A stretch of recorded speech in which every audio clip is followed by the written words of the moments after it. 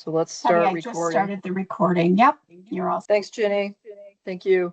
I assume Dan and Laura will jump on, and but we'll just get going and get through the semantics.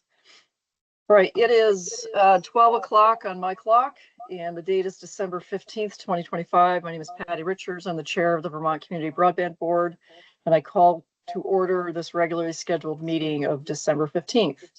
We have three board members present so far. I expect Laura and Dan as well, but right now we have Brian, Sarah, and myself. That's a quorum.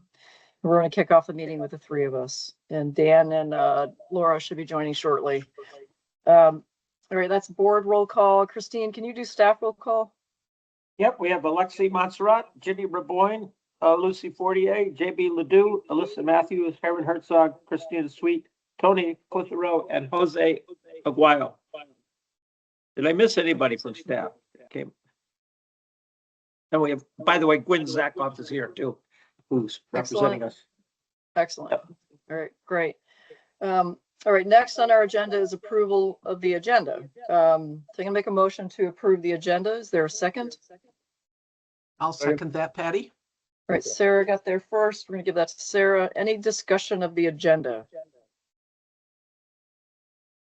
Christine, I would like to add an update on the executive order that came out regarding regulation of AI. Yeah, we could talk about that as part of the BEAD update. We're prepared to talk about that. Okay, so the BEAD update is item 5, correct? Yep. All right. If we need an executive session as part of that, I just want to make room for an executive session as well on item 5 too. Okay. Just in case there's any strategic discussion that we need to engage in relative to that. Yeah, on item 12, we want to add a that's a privileged executive session, but we want to invite MK in. We want to invite representatives from Northwest in at the end of the session to answer any specific board questions they may have. So as a possibility, we may want to invite Northwest representatives in.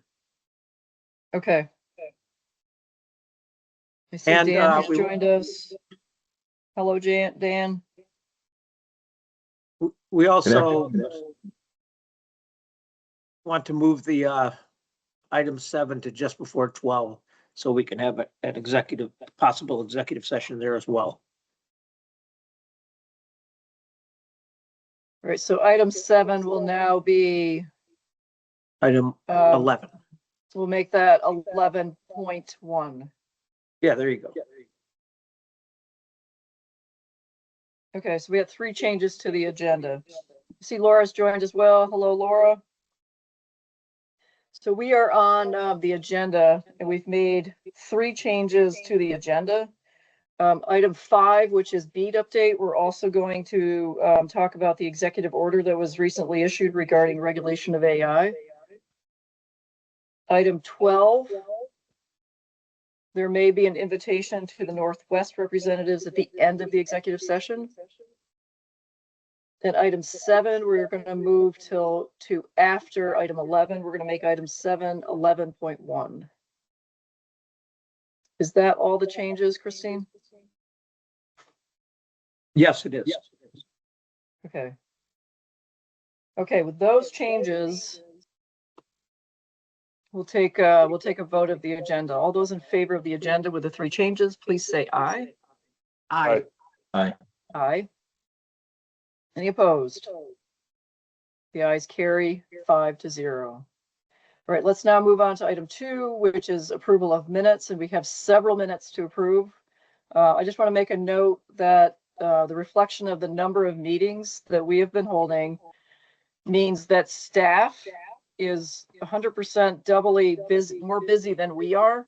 All we have to do is show up for the meetings, which is sometimes no small feat, but staff has to prepare for the meetings. Staff has to navigate all the items that are going on in the backdrop here. And I just want to put a plug in for all the staff at VCBB and all the work that you're doing. We all recognize how much is going on and just really want to give you a big kudos and thank you for everything that you're doing and all the time you're putting in. Yeah, I'll speak for staff to thank you for recognizing us. Yes, we all get it. All right, let's take the meeting minutes one at a time. I'm going to make a motion to approve November 10th, 2025. Is there a second? Second. Thank you, Brian. Any discussion of those meeting minutes? All right, all those in favor, please say aye. Aye. Aye. Aye. Any opposed? The ayes carry 5-0. Next are the meeting minutes from November 17th, 2025. I'll make a motion to approve those minutes. Is there a second? I'll second. Thank you, Dan. Any discussion of that set of meeting minutes? Okay, hearing none. All those in favor, please say aye. Aye. Aye. Any opposed? Laura, Laura's holding up her phone. All right, Laura's Laura. asking to phone in. I'm not sure what that. I Okay, guess Laura, she can't can- hear. Your text maybe? I'm not sure. She says, She can you can't let hear. me phone in, please? Maybe, I can call her. I know what I'll do. I will call you. No, I don't know what to do. I think Laura may have called in and she needs to be let in via the phone. She just dropped off. Let's wait for her to come back Okay. in case she has any changes for the meeting minutes. You should be able to just enter, right, Ginny? Yeah, and I'm looking for her and I don't see her phone number listed. So, I think she dropped off, Jenny, and she's going to try to come back in. yep. Oh, I'm she's in watching the for waiting her. room. She says she's in the waiting room. I didn't know there was a waiting room. There is not a waiting room, so I'm confused.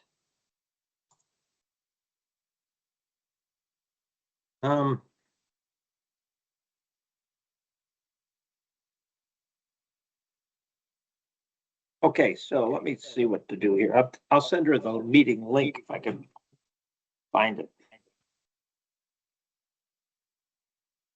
I don't use my state phone very often, so it's gonna take me a minute.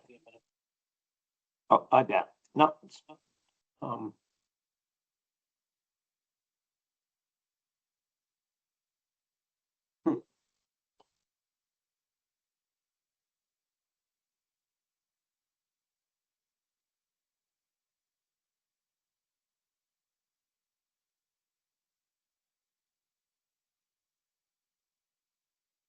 Can you,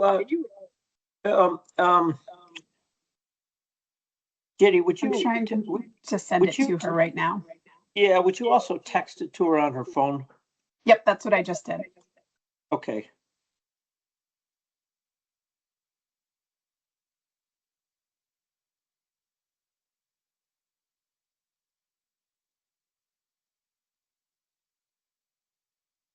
Laura just texted me and said my phone is in the waiting room and has been. I've asked to come in. Yeah, except there's no waiting room in this. I think she might be in the executive session link.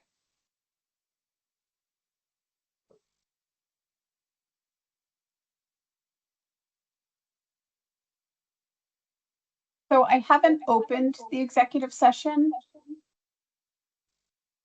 So she's not there. I'm here and hopefully anybody from the public was trying to join. Is where I was, so. Laura, what means did you access the meeting link? Was it off the agenda? Mm-hmm. That's weird because we don't have a meeting room in this. See, I came in through the calendar invite. I wonder if that's So did I. Brian and Dan. Ah. We Calendar can test invite. it. Okay, well, I don't use Teams, so whatever means someone clicks on and then has to wait to be approved to be let in. That's what was happening. Okay. Jenny, just if you could later on look at the link that's listed on the agenda to see if potentially that's an old link or something. I'm guessing here. I just want to make Yeah, I'll sure take a that look there's at that. nobody waiting out there in the general public trying to access this meeting. I'll look at that right now. Karen, can you take control of this meeting for me, please? Yep, I can do whatever you guys need. Okay, Thank you. great. Thank you all. Okay, Okay, we're on item 2 of the agenda, Laura, and we've approved the November 10th, 2025 meeting minutes. And we are now on to November 17th meeting minutes. Is there anything that you needed to call out for the 10th? Not that I'm aware of, no. Okay, so let's continue on. All right, so I'm not sure where we're at. So I'm just going to make a motion again that we approve the November 17th, 2025 meeting minutes as provided in our packet. Is there a second? I'll second that. Thank you, Sarah. Any discussion of those meeting minutes? Okay, hearing none. All those in favor, please say aye. Aye. Aye. Any Aye. opposed? The ayes carry. I'm going to say 4-0. I don't see that Dan is on the call right now. His screen is without his profile. So I'm going to say that's 4-0 with Dan Nelson not chiming in on that one. Next, we have meeting minutes from November 19th, 2025. I'm going to make a motion to approve those meeting minutes as provided in our packet. Is there a second? I'll second that. Is that the one that had the wrong date, just the day listed incorrectly? Correct. So, all right, Okay. it's on the floor now. Now we can take changes, any discussion. Thank you. So as Sarah noted, the date is correct. The reference of Monday should be Wednesday. So we'll make that correction. Good call for that, Brian, for catching that. Is there any other item or discussion on these meeting minutes? Okay, hearing none. All those in favor with that one change for November 19th, please say aye. Aye. Aye. Aye. Any opposed? The ayes carry 5-0 with Dan back in the hot seat here. All right, we're now on to Sorry, December I was 1st. present. I just couldn't be seen. No worries, no worries. We're on to December 1st meeting minutes. Is there a second?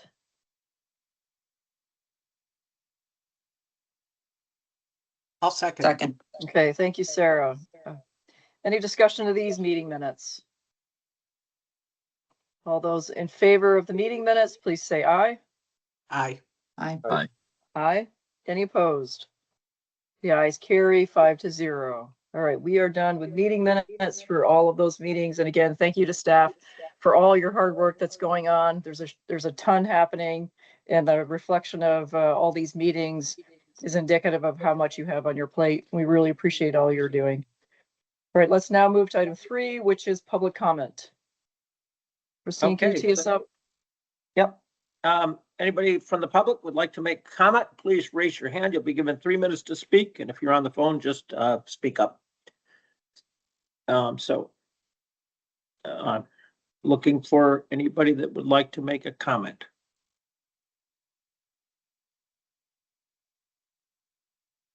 Not seeing any. Okay, I think we can move on. All right, so that concludes our public comment. Let's now move on to item 4, which is the Franklin ALDP approval. Yep, that's the Affordable Long Drop Program, and we'll turn that over to Brittany. Right. Hello. So in the last board meeting, the board tasked staff with determining if there was a conflict in 3 territories between Franklin and NWFX. We identified 57 addresses in those territories that could be a potential conflict and sent them to NWFX to confirm that there's no conflict. NWFX provided 100% approval for the 57 addresses to be served by Franklin through the Affordable Long Drop Program on December 10th. And so with that, we request the board approve a $100,000 grant through the Affordable Long Drop Program to Franklin today. Okay, thank you, Brittany. Is there any discussion? Board. Yes. Okay, Laura, you're up. So I think the request was to make sure that it was in line with Act 71. And specifically, section 8082, and they are eligible, I believe, as a small communications provider. And then the question is the funding. And so the broadband construction grant program, so the pre-construction grant program, workforce training and development, comprehensive statewide fiber optic engineering, administrative expenses, and then 1.5 million annually to fund the operational expenses of the board. And so this is where I have been challenged. So how they qualify. So yes, they are an eligible provider, I believe, but this is not an eligible expense for a non-CUD. Tony, would you please respond to that?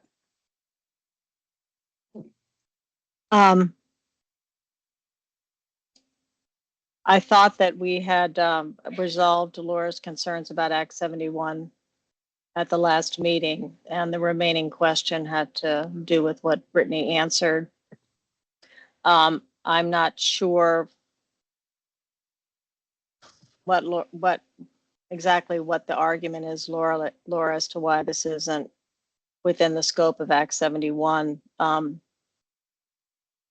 This is the Affordable Long Drop Program, which the board approved. Where is that in Act 71, Tony?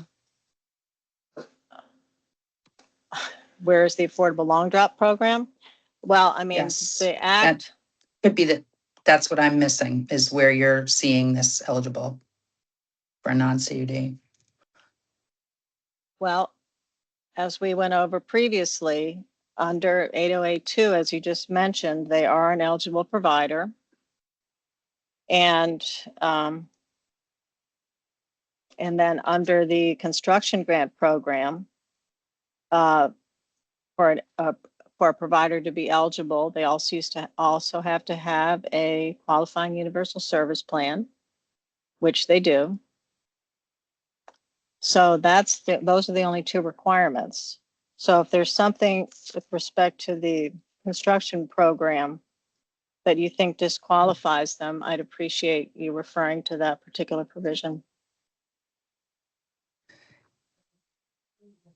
Tony, what is the section again for the inclusion of small providers? What is that reference in the state statute? 8082. 8082, I'm just gonna go there. Mhm. So section, just to ask are you bringing up a different proposal than what's proposed here, or? This is to Laura. Laura, do you have Is this question for me, Sarah? Yes, I'm sorry. Do you have another proposal that you think would better fit within the statutory framework? No, I just want to understand how it does fit. okay, so I think I just explained it. They are a small communications carrier, and they have a qualifying universal service plan. Both of these are definitions under section 8082. The eligible provider is 8082, section 4, subsection capital B. They are a small communications carrier. And then section 12 is universal service plan, and they have a qualifying universal service plan. And under We have the seen that. construction, Yes, we have. and then under the broadband construction program, it says that the board's going to prioritize, certain programs. And I don't think that's what it therefore, says. well, I'm just paraphrasing. If you would like me to read the entire statute, I can do that.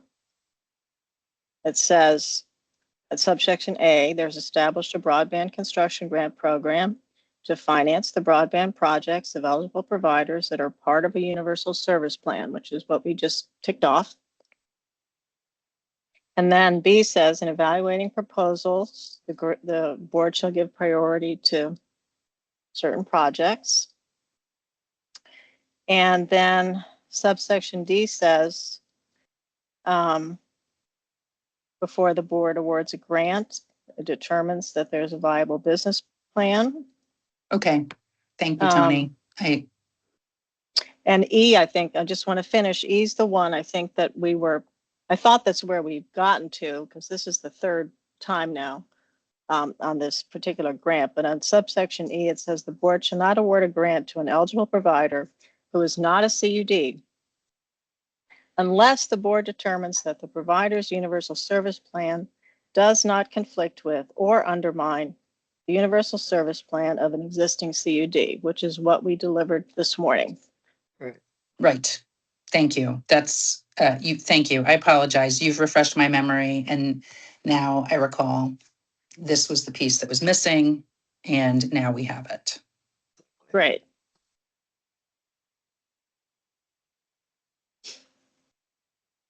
All right, so the proposal is to allocate $100,000 from the Affordable Long Drop Program to the entity Franklin.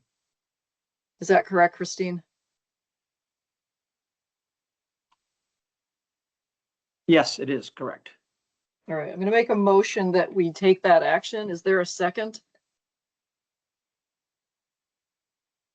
I'll second. Thank you, Dan. All right, any further discussion?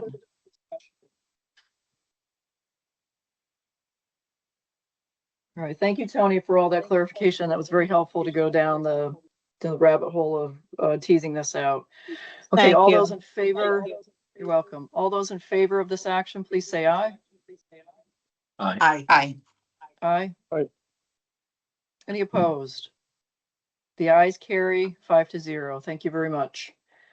All right, let's now move on to item 5, which is the BEAD update. And we also would like to also like an update on the executive order that was issued this past week relative to regulation of AI.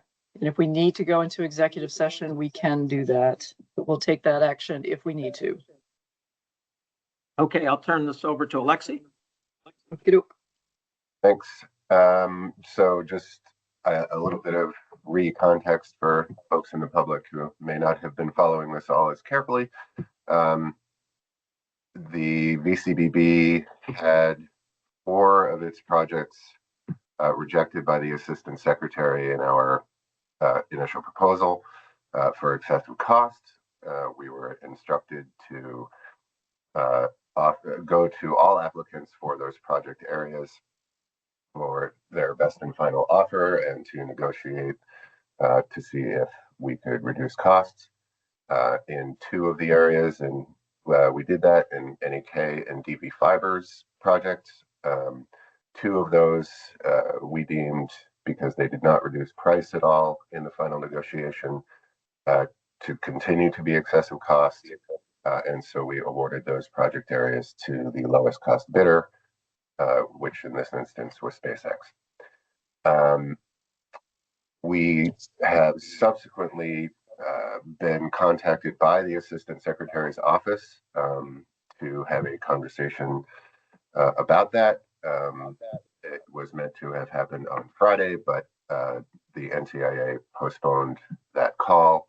And so we are still awaiting the rescheduling of that or any other word about what might be going on. Yeah, Laura. Thanks, Alexi. I'm sorry, I was confused. I thought that Vermont had postponed that meeting. That is not my understanding, no. Thank you. We understand that it was NTIA that sought to have it rescheduled. All right, I was under the understanding that there was a conflict with the governor's schedule. Is that incorrect? I just know that we were told by the governor's office that NTIA had reached out and asked to reschedule. Yeah, All right, Christine. we had initially got the information that the And governor's office that was canceled. I actually thought subsequently sorry, Yeah. sorry to interrupt. That was Yeah. subsequently confirmed by NTIA. Our program officer looked into it, and I think there must have been some kind of miscommunication at one point. So who canceled the meeting? Did Vermont cancel the meeting or did NTIA. NTIA did? All right, I was under the understanding it was Vermont canceled the So was meeting. I. Sorry for that misunderstanding. Is it rescheduled? Not that we have been informed of at VCBB. So we're not clear what is happening. All right. And the issue is, if Vermont had rescheduled the meeting, it's not as concerning, whereas if the federal government is rescheduling a meeting, then there's something going on behind the scenes that we don't know. So that's an important.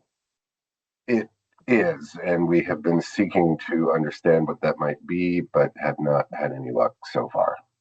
Okay. And it is, I don't really want to make a lot of conjecture. It is possible that the release of the AI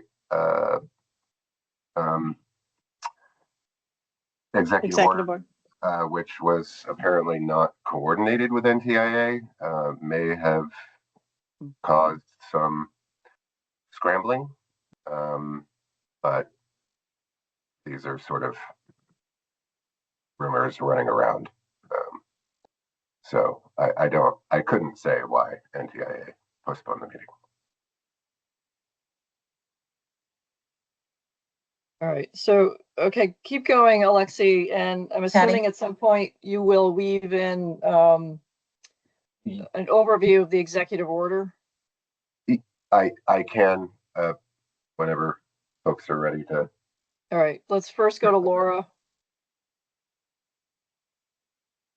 Given this, Patty, when we've received the information, I would request that we go into executive session with the VCBB attorney and our lobbyist. For the AI, the regulation of AI? For legal reasons, yes. Okay, all right. Yeah, I'm feeling that. I'm also feeling that we should, because it's should be a strategic discussion relative to our legal options. I would simply say, if I might, before we do that, just there's a great deal of confusion about this. And so we're very unclear on what the implications are, how they will be implemented. And so just as a sort of top level point, I think it's smart to discuss it strategically, but there's a lot of unknowns, just as a general point. All right. I'm going to take a question from Sarah, but after Sarah's question, I would like to have in public session for, and I don't know if it's Alexi would do this or somebody else, but just somebody to do an overview of what the executive order was. So it's fully on the record what the issue is. That's a public item, but our discussion of that item will move into executive session. So I'm going to go to Sarah, and then somebody from staff, I would like to have that overview. I have taken my hand down because I was going to ask for the overview first. Thank you. Okay, great. Thanks, Sarah. Okay. Alexi, would that be you?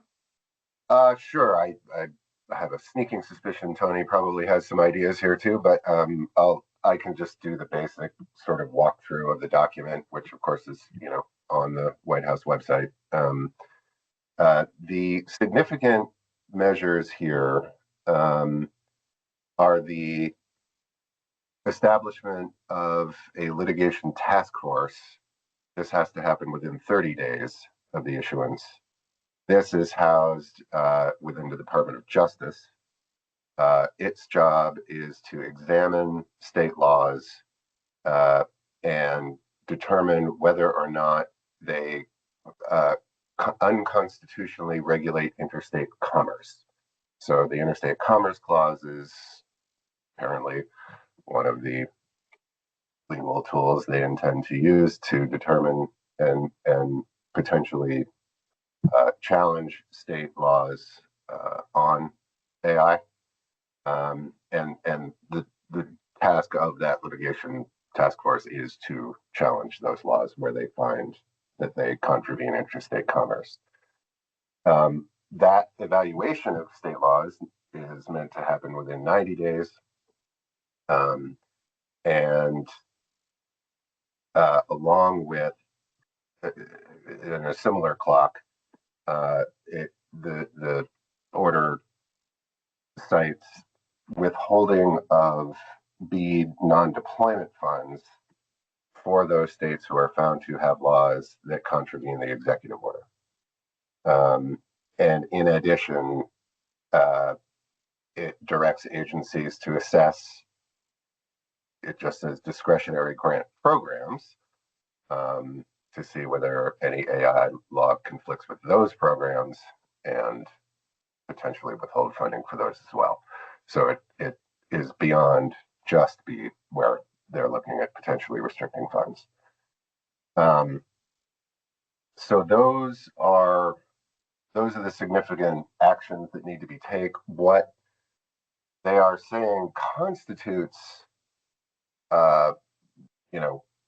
unfair regulation of interstate commerce, include things like whether the AI laws require AI models to, quote, alter their truthful outputs, or that may compel AI developers or deployers to disclose or report information in a manner that would violate the First Amendment or any other provision of the Constitution.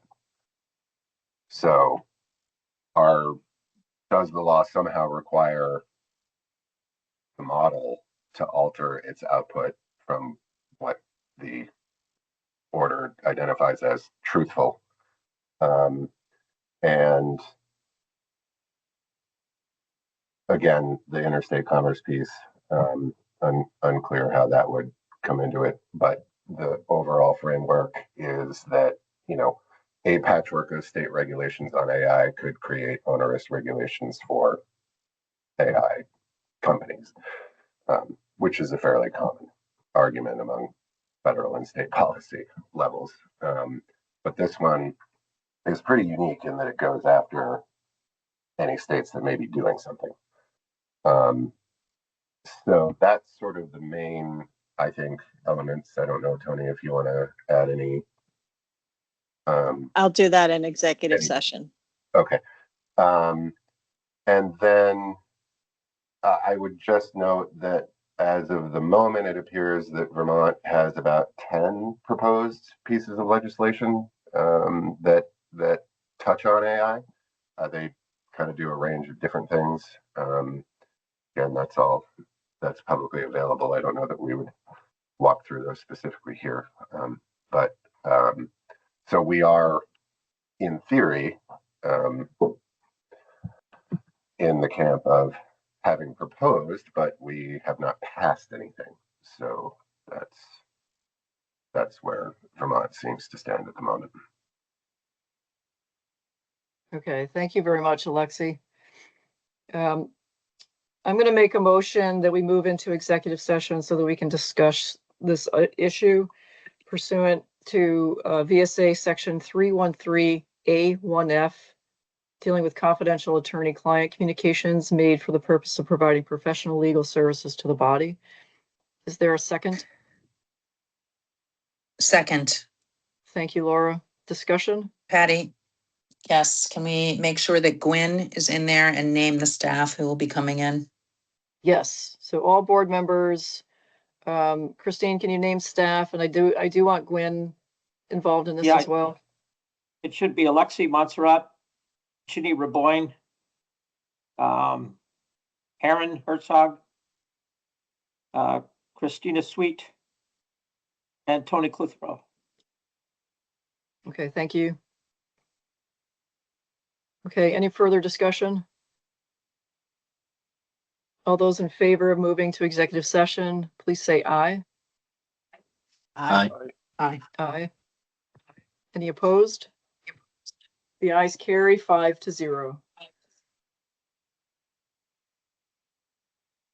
Okay, I will go ahead and open the room.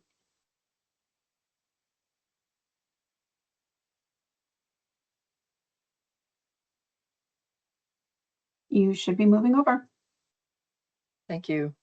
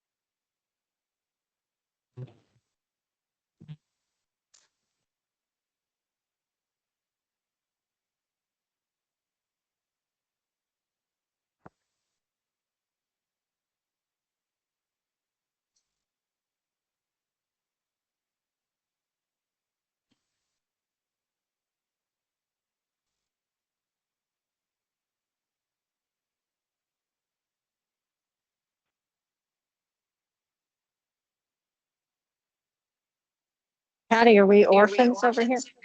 Oh, there we are. Are we all back? I think everyone is just starting to come back now. Okay. It's cold out. It takes a while to move over. All right, do we have Sarah? Yes. All right, there's Sarah, excellent. Do we have Jenny, we have all staff, Christine as well? Yes. Yeah. Okay, great. All right, we are back in public session. The only action taken in executive session is that we're going to hold a follow-up meeting on BEAD issues, a special meeting to be held on December 23rd at 10 o'clock. Okay, so that concludes our item 5 on our agenda. And that now let's move to item 6, which is our draft annual report. Yep, and I'll turn this over to Aaron Herzog to lead this item. Right. Thank you. You all saw the draft annual report that was in your packet. I have just a few slides that I'm going to share to kind of walk through that. All right, can you all see my screen? Yes. Okay. So I'm going to highlight this, and I wanted to start with the reminder that the requirements for the annual report do come from Vermont law. So I started here laying out the language in the statute that requires the annual report. It lays out specifically what needs to be included, an operating and financial statement covering the board's operations during the year, and a summary of all grant awards and contracts entered into by the board. There also needs to be an update from each CUD, and I'll go into that a little more detail coming up. We also added an executive summary to the required sections of the report. Some of the highlights of this year's draft report are details about our continued progress this year, how we responded to the cancellation of the DE funding and the new BEAD requirements, as well as highlighting the affordable long drop program. As mentioned earlier, the statute lays out exactly what needs to be in the report. The major sections are VCBB's operating and financial statement, grants, and contracts. The last part is the CUD update. I received and included one from each CUD. The statute requires a description of each CUD's progress achieving long-term financial sustainability, an update on its efforts to secure more federal funds, and its progress toward ensuring every E911 location has 100/100 service. This report is due on January 15th. Of course, we welcome your feedback and we'll make any changes and updates and bring a final version back for your approval at the January 12th board meeting. I will stop sharing. Am I sharing? I'm sharing. How do I stop sharing? There I go. And take any questions if anyone has questions. Great, thank you very much. And let's, thank you very much, Sharon, for bringing that to us. Let's open up the floor to questions, and I see Laura's hand is up. Yeah, thanks, Sharon. This looks great. Are there still details that we would see in the next report? I'm noting one consultant who is included for $0. I'm noting the ARPA dollars, no expenses. Maybe it's what I'm looking at, but. It will definitely be updated, for example, with whatever happens at, future meetings with the negotiations for BEAD, if we have updates, and if there is anything to add to the contracts as well. So there will be updates made, but I can make note of your specific, the items you mentioned and make sure I check on those. Yeah, that's page 25. Okay. The ARPA funds. And it just doesn't have any expenditures for FY 2025. Okay. Good catch, Laura. Yeah, and then there is at least one contract with $0, a bunch of calculation, but time periods, but no Okay. Sure to dollars. review that.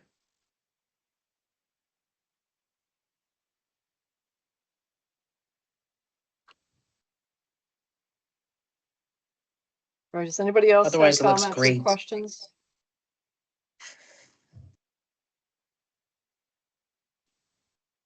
Okay, hearing none. Thank you very much, Sharon. Fantastic work. I will recognize the fact that I have not put together that policies statement from the board on the annual report. There's just been so much going on that we just haven't gotten around to it. So in the meantime, thank you, Sharon, for taking the legislation and just saying, here's what we're supposed to do and moving forward with a report. Eventually, we'll have a policy in play, but you can't wait on me to do that.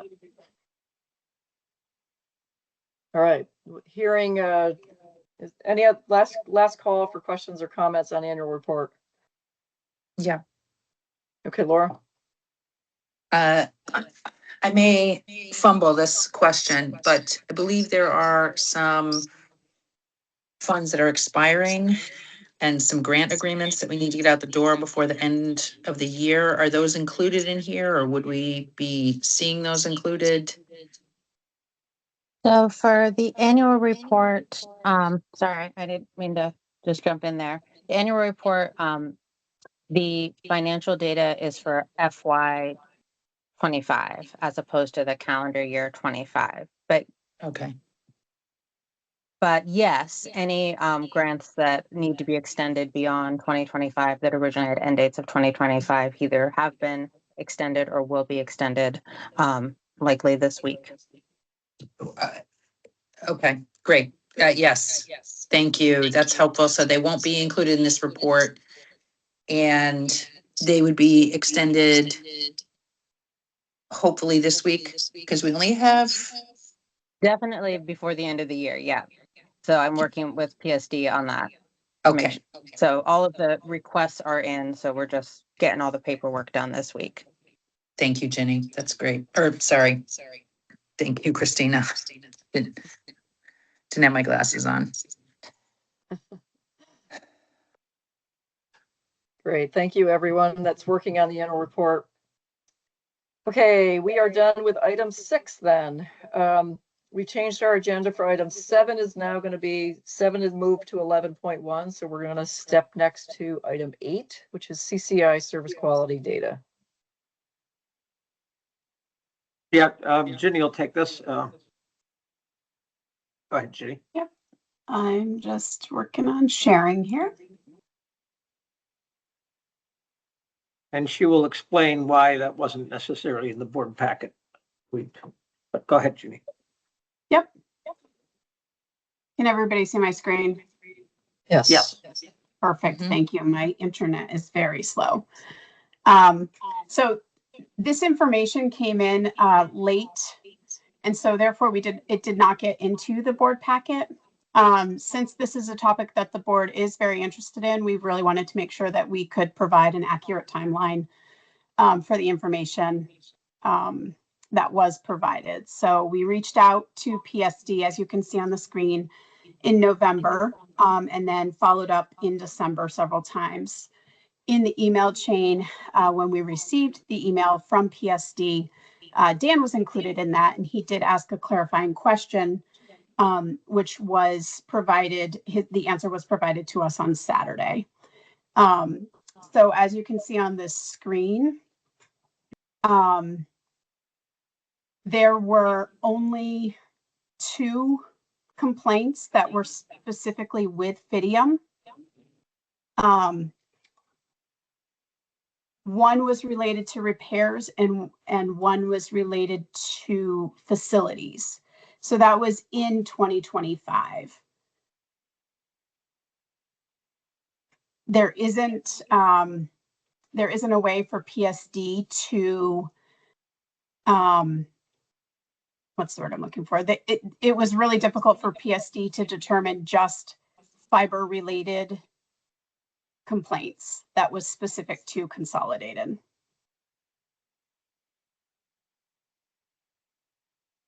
Christine, would you have anything else to add?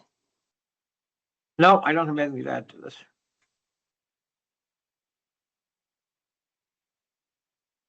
Jenny, do you have any idea about the repair category, what that means? The bulk of the complaints land in repair.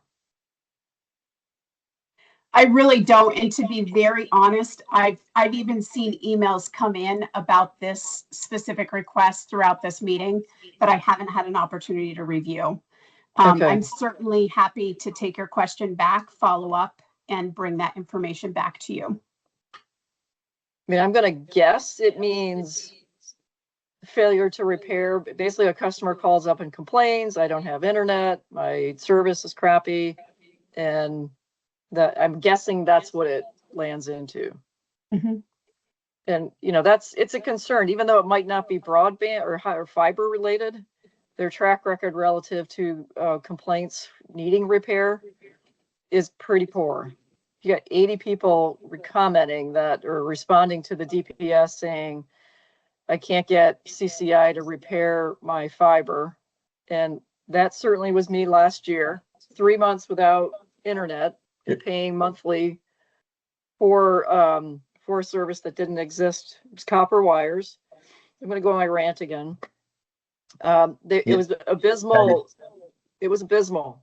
I'm just going to make that comment. My experience. I know it's copper wire, Dan. It's not fiber. You said fiber though. It is copper. I did. Sorry. It was copper wire based old internet, but they couldn't repair it. And rather than give me a better answer than, oh, we'll be back next week and never coming back. It was 3 months of running to the library to do anything that I needed to do relative to internet work and my, just my regular life. It was awful. Just gonna make that comment. Sarah, then Laura. Thank you. Thank you for preparing this. This is actually quite interesting. So is there a comparison to, let's say, Comcast in terms of numbers of complaints and what categories? I don't have that comparison. We reached out specifically on Consolidated. Again, I'm happy to gather that information and bring it back. It would just be interesting to see how in terms of proportion, the Consolidated versus the Comcast. I don't know if there's going to be a big difference. I think so, but I don't know that. So, Ginny, if this isn't too hard to make a comparison, and we're going to have to do it on some sort of proportional share, I guess, but it would be interesting to see how they're doing compared to other fiber companies. I will work to gather that information for you. Thank you so much. Of course. Okay, Laura, then Dan. Actually, I'm gonna say nothing. Thanks.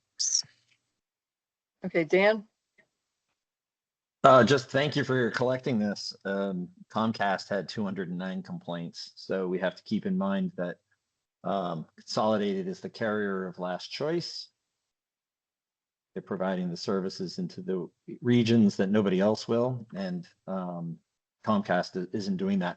If it would be great if we could find some metric that was reasonable to kind of figure out these service territories. I don't know if we ever will. I don't think the department is collecting accurate enough information, but just on the complaints that they were able to find that were associated with Fidium, which is their fiber arm, there's only 2 of those. One which was debris left behind, and the other was a repair, an extended repair. It seems a little bit anecdotal because it's not hard coded into the data, but it's a point. So I appreciate Jenny, you all actually digging in and at least getting some of this. Well, that was a good point, Dan. Do you think it's not worth it to do the comparison to Comcast then? Comcast isn't obligated to go into these hardest. Yeah, I agree with that. I don't want to make work for Ginny either if it's not really going to be something that elucidates the points. Let me think about that, Ginny, before you go do anything more. Yeah, maybe you could do customer count. I don't think it would still be fair because Comcast's business model is within the region of a community. They don't stretch Yeah. out. Right.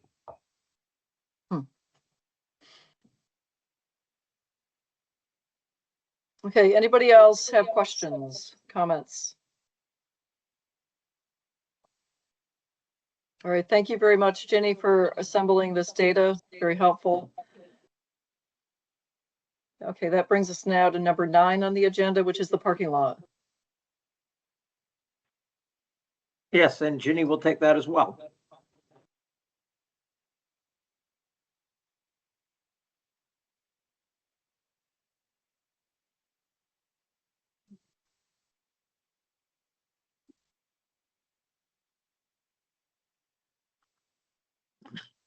Okay, so I think everyone can see my screen.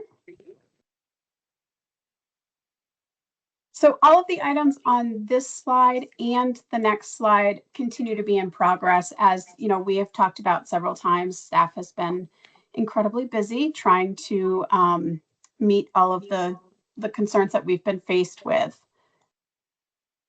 All of the items on this on this slide have been completed since the last board meeting. And that is a very brief but update on the parking lot.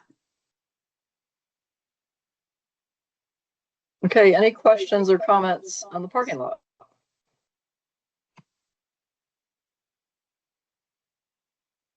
Okay, hearing none, let's keep moving. Let's do now item 10, which is Vikuda update. Is Rob on? I am. How are you all? Excellent. Hi, Rob.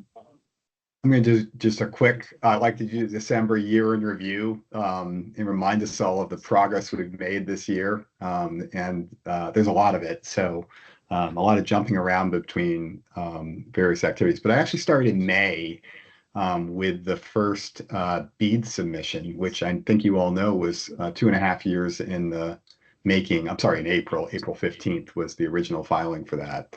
And I think at the time we were all hopeful that funds would start flowing at some point with some uncertainty. In May, DV Fiber announced that it had reached 1,000 customers on 300 miles. In July, on July 25th, following the June 6th policy notice from the NTIA, just 6 weeks later, the benefit of the bargain resubmission went in. Otter Creek announced completion of its build in August. And then later on in the year, EC Fiber obviously has made great progress in their expansion. Vikuda had a workshop in October and another one in November on regulatory compliance and just kind of reminders on all the requirements, both state and federal, that CDs need to be working on. And actually, that was really useful in that I think everyone had pretty much checked the box on a wide variety of regulatory activities that we were reminded of. So as the year comes to an end, I don't want to leave anyone out. Ellie's going to have some good news to report soon on where she is with ARPA, but obviously significant progress in the build out in the Maple Broadband area. NEK, I think, has a great milestone again at the end of the year of crossing 1,000 miles of construction. And serving many more than that.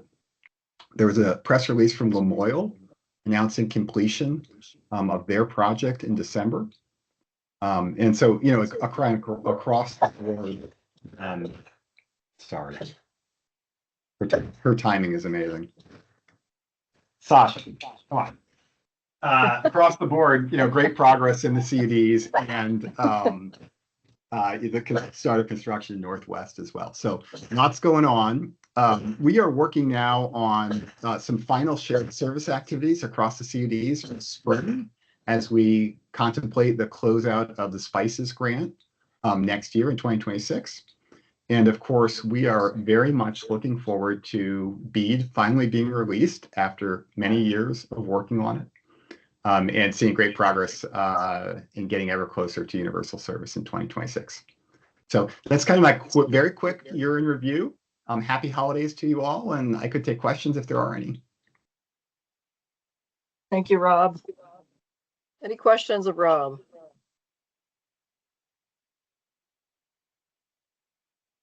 Okay, hearing none. Thank you all. Happy holidays. You too, Rob. Okay, that brings us to item 11, which is comparison of rates. Yeah, that was in response to a request from the board to look at the rates across the state in terms of broadband, and Jose Aguayo will take this. Yes, the discussion just had at the service level reminded me a little bit of while I was looking at this data. It's I'm going to share my screen. Can you see that? Let's see. There it is. So and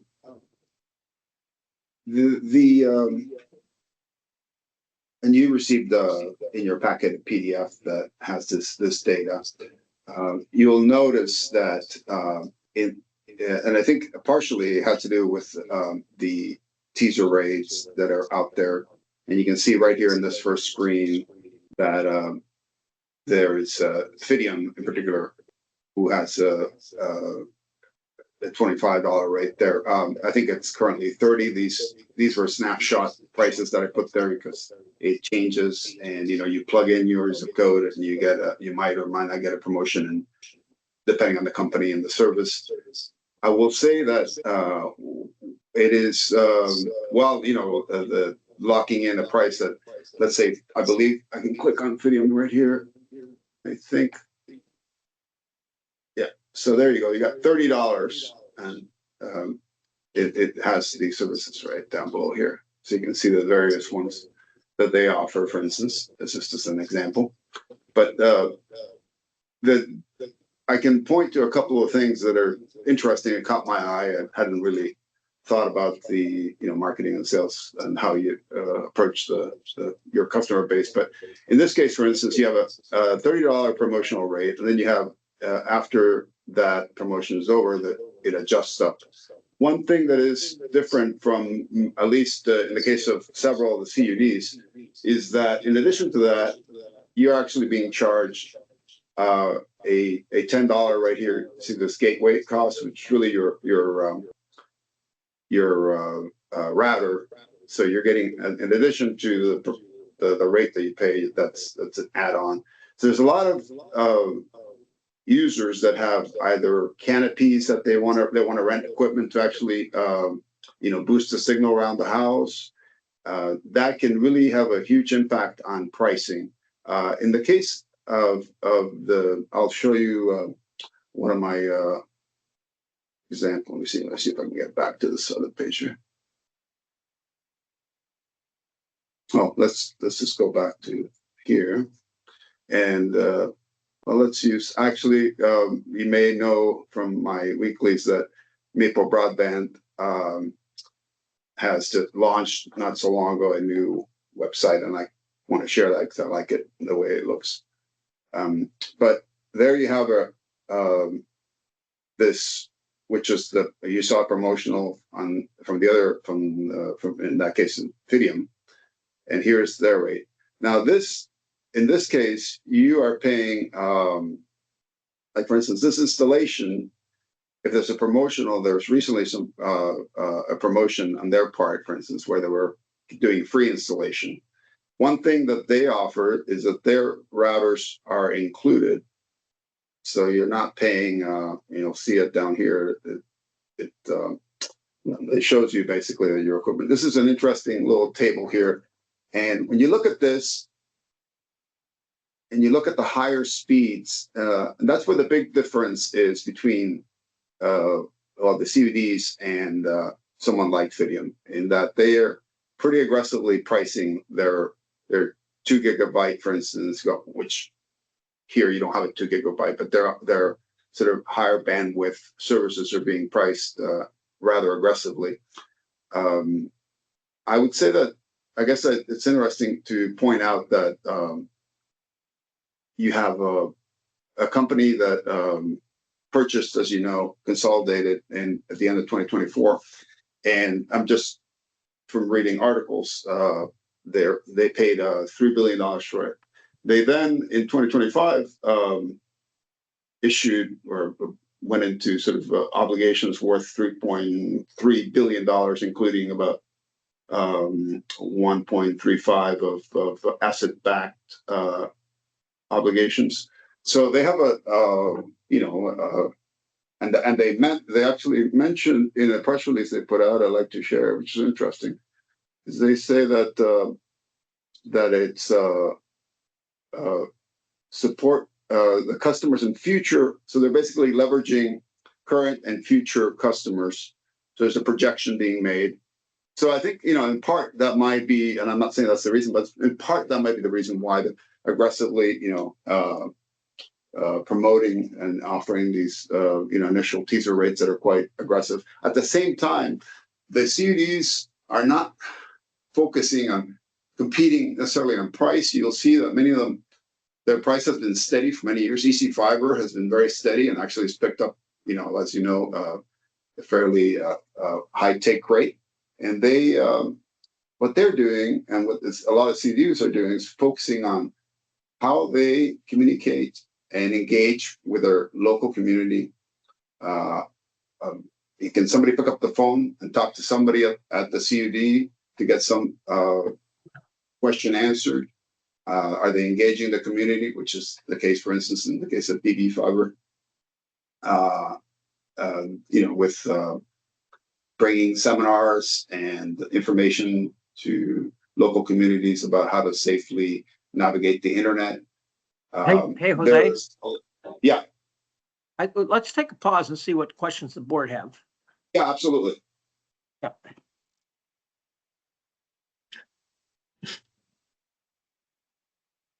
Questions of the board?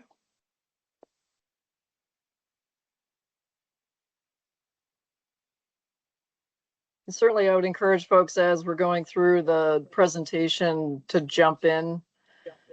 This seems like a presentation that just jump in with a question as it comes up. Yeah, I think the goal was really to show you a comparison of rates. We might have been going a little bit beyond the scope of the questions with the report, but I think you can see the rates. I'm not going to even say anything. I think it's really up to you as a board to evaluate this data and ask any questions. So if we were to take all the providers and look at, but just pick a service level, pick 100 megabits or something, right? And put the 100 megabit pricing plans together side by side and look at what's the low, what's the high, what's the median, what's the average. Like, I think that would be interesting to see. The way it's laid out right now is it's got all the data, of course, but it's not as it doesn't pop for you. Well, we can certainly attempt to do that. What I was trying to say earlier is that because people splice, you'll see in the case of Fidium, for instance, where they splice off the cost of the router or the cost of something else, and somebody else includes it, it's difficult to compare apples to apples. But what strikes you, of course, is that sticker price. So you see the sticker price, and that's what will attract the customer. But I can certainly go through and try to create a table that, let's say, looks at the 100, which is one of the 100 to 100. Yeah, but the routers, you can't have the service without the router, right? I mean that's yeah. So we include the router. I think that's let's come back. Just throw the $10 a month in there and call it good. Yeah. Are the big ones is like Consolidated or Fidium or whatever? Are they doing these low teaser rates? Is it like for 12 months and then they're going to balloon up and once they've set the hook into the customer, are they going to go to more of a market standard competitive with the CUDs, or is it? Yeah, so you can see right here. I'll click on Fidium, for instance. Fidium, that's a different price right now, but there's a $30, and you can see right here. Well, they have it right there, but in the next right down below, they show it. They adjust back up to $50 plus 10, so that's $60 plus. I actually have their service, so there's some other charges. I don't know, it's a little maybe state charges for that. But yeah, I can do that. Yeah, I think what I'll commit to the board. I know it's really hard to get apples to apples with all the different unique ways these companies try to slice it and dice it in terms of pricing, but anything that even approximates apples to apples is kind of helpful. Yeah, Sure. we can work on that for the next month's board meeting. We can present a side-by-side chart of what 100 by 100 looks like, what 1 gig looks like. Probably just picking those two. Yeah, Would be- and just to jump in before Laura has her question, if you could do the typical customer, not the entry rate, but what a typical customer is seeing with all the add-ons. Without the teaser rates, you mean, taking those Exactly, out? not the Yeah. teaser rate, but because that's going to be for 6 months, a year, whatever their time frame is. But what the normal average customer would be paying for 100 Sure. megabytes per second in the different categories, with Yeah. all the additions that they charge for, whether it's for the router, for whatever services that are added together. Yeah, we Sure. will bring that And this- back to the January board meeting. And am I out to lunch here? Like, so I've got Waitsfield 50/50 at my house, 50 up, 50 down. And I've had that for the last, knock on wood, like many years, lived through COVID with it when I had 3 college kids in the house and my wife was teaching high school remotely and all that stuff when I was working remotely. 50/50 like was great. But the way Fidium just described 50 megabits was like you can barely send an email with it. So it's crazy, right? I mean, I think 50/50 is very solid. 100/100 is exceptionally good. Above that, you're almost getting the commercial grade speeds. Yet they're marketing him as if 50 is, you can barely send an email. But there's something weird about that to me. Or am I out to lunch and 50 is not very good anymore? No, I think you're right. And actually, as you know, all these smart technologies that are being implemented and stuff are going to have an impact on the bandwidth that's needed. But I think it's moving up quite rapidly. And I've noticed just from conversations that there will be some adjustments in terms of how much you're being given for the same amount of price. So I think there's people are increasing the offerings at some levels. And that's, for instance, I can think of, in fact, Waitsfield in particular, you just mentioned, and we'll be having some changes soon. Yeah, but I think to Laura's really good point, like trying to figure out what the typical like residential, rural, very rural, remote customer is going to have to experience is like understanding that would be good. And I think personally, I think 50 is more than enough for a residential user unless they're doing something crazy. But that's just my thought. Everybody's moving. People are starting to move away, going to higher speeds. But yeah, but that's what I mean. Are they forcing customers to pay for something they don't need? Like, I don't need 100, right? So are companies saying, "Oh, 100 is the minimum"? They're gonna jam them to buy this level of service. They can never come close to utilizing. Yeah, and I think when we come back with a report, it'll be, we can look at what percentage of customers are taking 100 over 100 and what percentage are taking what, higher speeds. We'll incorporate we can try to get report. that information. I'm not sure how but some of the companies are we'll see to get the data. But I think that in homes, for instance, in my house, with a kid who likes to do gaming, the consumption goes way up. Yeah, okay. Sorry, Laura, you're up. Oh, sorry. Laura, go ahead. Yes. Yeah, Laura, Brian is sort of jogging my memory, but I was trying to remind myself what we were hoping to understand with this. And, to Jose's point about trying to get this data, like how many. So I think there's some pretty significant missing data here, including like number of customers and who's not paying that rate, which we're probably not going to get. And, but we probably could get number of customers, which would be instructive in terms of, how much flexibility a company may or may not have with their rates. But that's it. Thanks. Yeah, like I said again, I think that the fact that they monetized that Fidium in particular, or I should say, the private equity firm that acquired them, got themselves, $1.3 billion plus another $2 billion in financing available to them. Can obviously give them a lot of possibilities in terms of pricing things.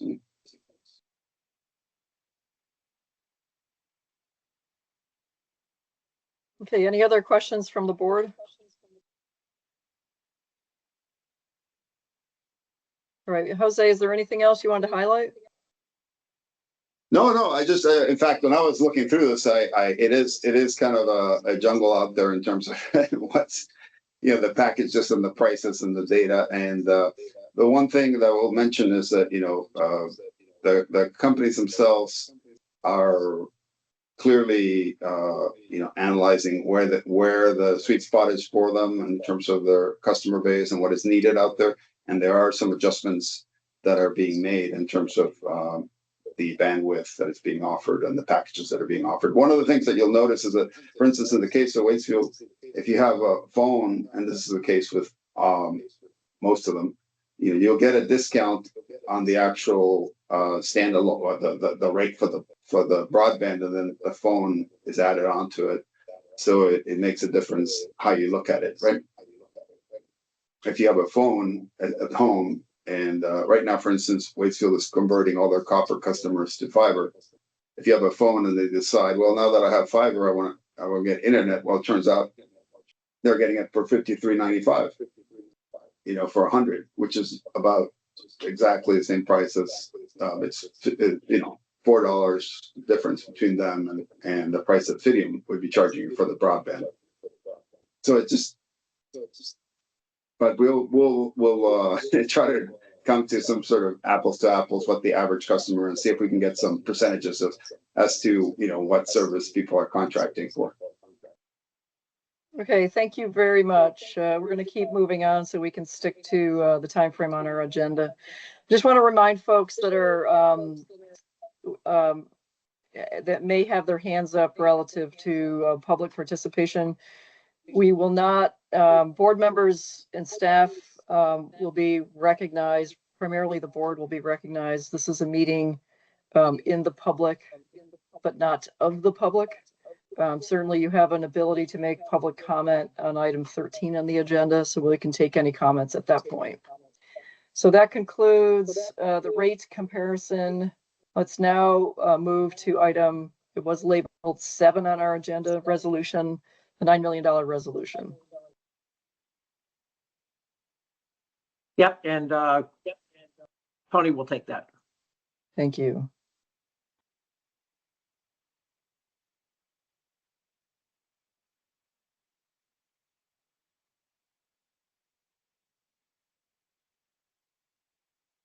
Are you there, Tony?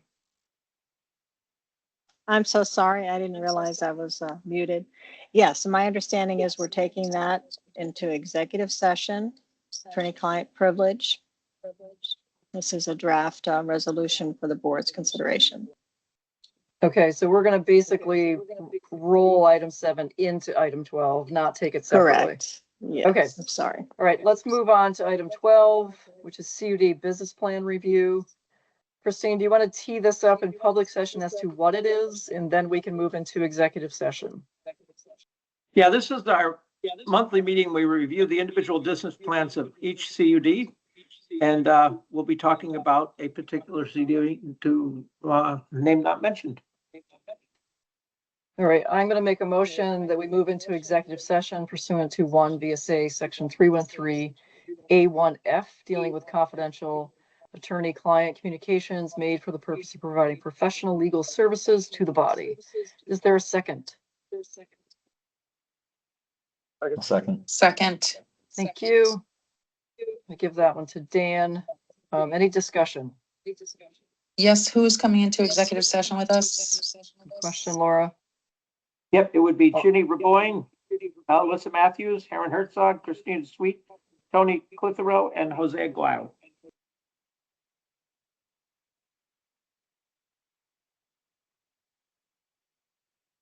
Any comment, Laura? Is Yeah, there anybody else you just, feel should come? I always would like to have our lobbyists in there. Is there any reason not to have her in, Christine? Nope, there's no reason not to have her in. We discussed this before, so thank you. Okay, Gwen, if you can make it, we'd love to have you join.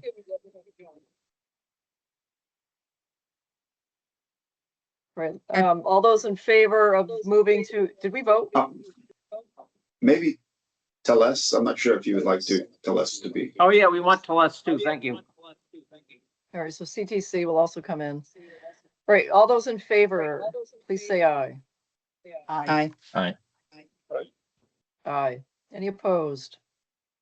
The ayes carry 5-0. Okay, I think I've updated the attendant list, so I will open the room now. Thank you, Jenny.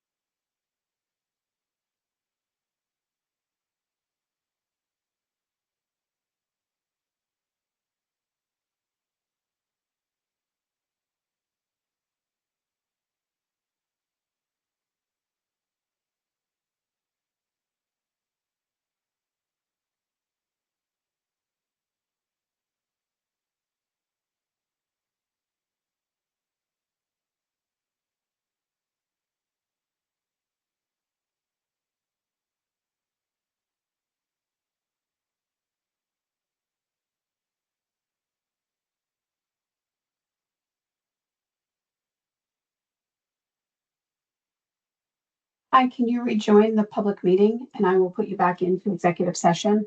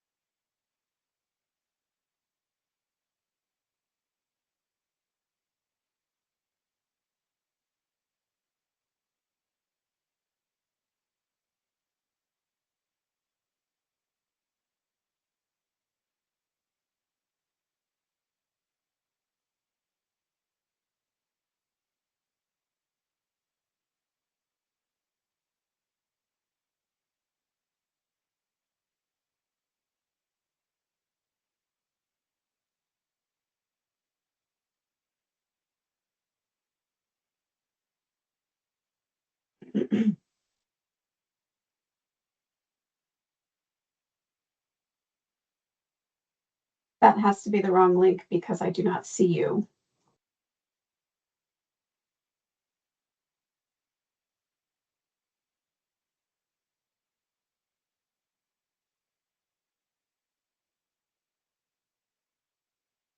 That cannot be the right link.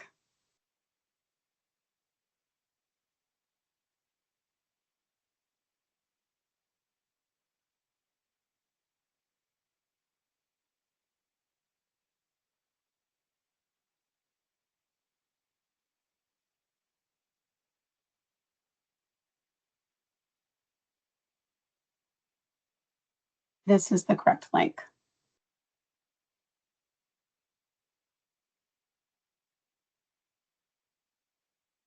I'm here.